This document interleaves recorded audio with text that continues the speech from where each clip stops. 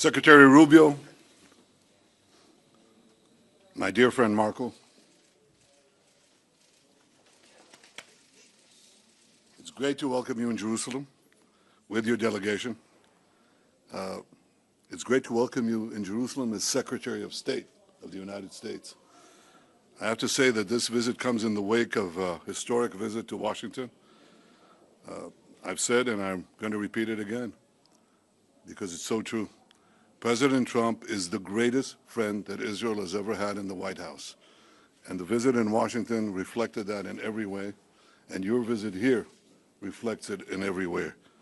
Throughout your political career, you've been a great supporter of Israel and a great champion of the U.S. Israel alliance. I have no doubt that your unwavering support will continue during your tenure as Secretary of State. And I also have no doubt that you'll be a voice of clarity and courage on the world stage for the values that we in Israel, you in America hold dear, the values of freedom for all those who cherish liberty. You're already doing that, and I want to tell you that it's heard loud and clear here and everywhere else. Today, Secretary Rubio and I had a very productive discussion with our staffs on a number of issues. None of them are more important than Iran. Israel and America stand shoulder to shoulder in countering the threat of Iran. We agreed that the Ayatollahs must not have nuclear weapons. And we also agreed that Iran's aggression in the region has to be rolled back. Over the last 16 months, Israel has dealt a mighty blow to Iran's terror axis. Under the strong leadership of President Trump and with your unflinching support, I have no doubt that we can and will finish the job. We also spoke a great deal about Gaza. I thank Secretary Rubio for President Trump's assistance in helping us secure the release of another 3 hostages yesterday. These are hostages that Hamas refused to support only a few days to release only a few days earlier. And I also thanked him for America's unequivocal backing for Israel's policy in Gaza in moving forward. I want to assure everyone who's now listening to us, President Trump and I are working in full cooperation and coordination between us. We have a common strategy, and we can't always share the details of this strategy with the public, including when the gates of hell will be opened, as they surely will if all our hostages are not released until the last one of them. Israel is determined to achieve all the war objectives we set after the horrific attack on October 7th, the worst attack on Jews since the Holocaust. We will eliminate Hamas's military capability and its political rule in Gaza. We will bring all our hostages home, and we will ensure that Gaza never again poses a threat to Israel. The unequivocal support of the United States on Gaza will help us achieve these objectives faster and set us on a path for a different future. Secretary Rubio and I discussed President Trump's bold vision for Gaza's future, how we can work together to ensure that that future becomes a reality. We also discussed the situation in Syria after the collapse of Assad's regime, a collapse that was made possible by Israel's weakening of Iran's terror axis, especially the weakening of Hezbollah and the removal of Nasrallah. For over a decade before October 7th, Israel acted to prevent Iran from developing new terror fronts against us in Syria, right opposite the Golan Heights and deeper in Syria. And we conducted hundreds of airstrikes, perhaps 1,000, in order to prevent it, and we did. Now, if any other force in Syria today believes that Israel will permit other hostile forces to use Syria as a base of operations against us, they are gravely mistaken. Israel will act to prevent any threat from emerging near our border in southwest Syria. The Secretary and I discussed Lebanon as well. Israel is committed to the ceasefire understandings that were reached in November. We expect the government of Lebanon to be equally committed to their fulfillment. The scenes we saw this weekend in Beirut of UNIFIL forces being attacked by Hezbollah, this was not encouraging. The 2 UN resolutions that everyone refers to, 1559, 1701, well, they must be fully implemented. Hezbollah must be disarmed.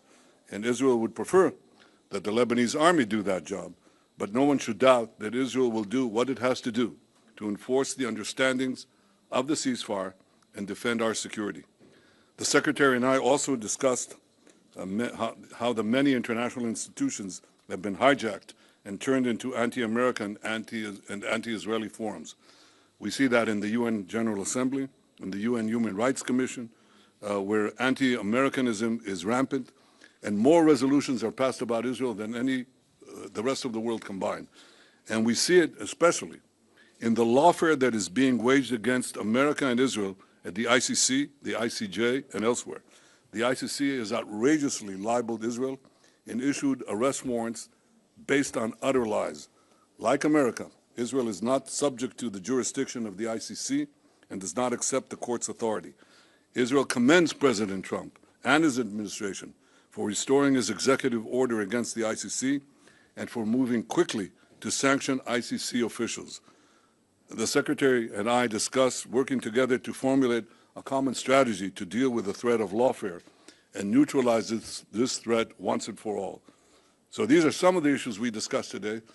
Believe it or not, there were more, many more. We can say that the Middle East today has many opportunities, many challenges, and we think we can realize the opportunities and also meet the challenges. And I have no doubt that working together, America and Israel will overcome the challenges and seize the opportunities. I have to say that I'm absolutely confident that under President Trump's leadership and working together with you, Secretary Rubio, Marco, the best days of our alliance are still yet to come. Welcome to Jerusalem. Welcome, my friend. Thank you, Mr. Prime Minister. It is an honor to be back here. I've been here many times before as an American visiting and then as a member of the United States Senate, but now for the first time as the Secretary of State of the United States, and it's an honor to be here. And it's an honor to serve in this role on behalf of President Donald Trump, who, as you've accurately stated, Mr. Prime Minister, is a tremendous friend of Israel. There's been no stronger ally for Israel in the White House than President Trump. He's also a man that speaks clearly and unambiguously and makes clear his views on issues. The first he's made clear is, and as you've pointed out, and the hostages need to come home, they need to be released, and you work in very close coordination with him. He's working in very close coordination, but with the Prime Minister and his government in ensuring that that happens. That must happen. It's not optional. And would add that that's a goal we share in common, and that is something we work on very closely together. The President's also been very bold about his view of what the future for Gaza should be. Not the same tired ideas of the past, but something that's new, bold, and something that frankly took courage and vision in order to outline. And it may have shocked and surprised many, but what cannot continue is the same cycle where we repeat over and over again and wind up in the exact same place. Related to that, the President's been very clear. Hamas cannot continue as a military or government force. And frankly, as long as it stands as a force that can govern or as a force that can administer or as a force that can threaten by use of violence, peace becomes impossible. They must be eliminated. They must be eradicated. On the broader issues that we discussed as well is the questions in Syria. And while the fall of Assad is certainly promising and important, if Syria replacing one destabilizing force for another is not a positive development. And that is something that we will watch very carefully as we seek to craft our own strategy with regards to how to approach the events in Syria. In the case of Lebanon, our goals are aligned and the same. A strong Lebanese state that can take on and disarm Hezbollah. The common theme in all of these challenges is Iran. It is the single greatest source of instability in the region. Behind every terrorist group, behind every act of violence, behind every destabilizing activity, behind everything that threatens peace and stability for the millions of people who call this region home, is Iran. And by Iran, I mean the Ayatollahs. By Iran, I mean its regime. A regime who, by the way, its people don't support. The people of Iran are victims of that regime.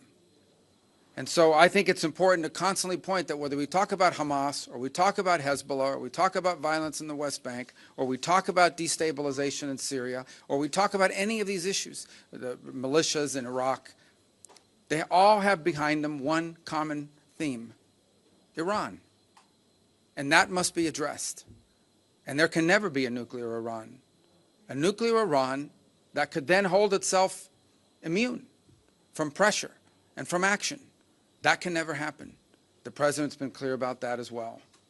And so I close where I began by reiterating our strong support for our allies, very close allies and partners here in Israel, to the people of this great country, for whom we have tremendous love and respect for everything you're facing, have faced, and continue to face. It is an extraordinary story of bravery. A nation founded in the ashes and in the aftermath of a horrifying crime against humanity, stood from its very inception, from the very day of its birth, against threats from every angle and every corner, and has served as an example to the world of a pluralistic society, a free enterprise democracy, and one that if there were more Israels in the Middle East, more countries like that, the world would be a safer and a better place. And this is what we hope for the region and for our planet. A nation that's always sought peace, but will not allow itself to be intimidated or destroyed by its enemies. And on that front, you can always count on us, as long as I'm in this position and President Trump is in the White House. So thank you.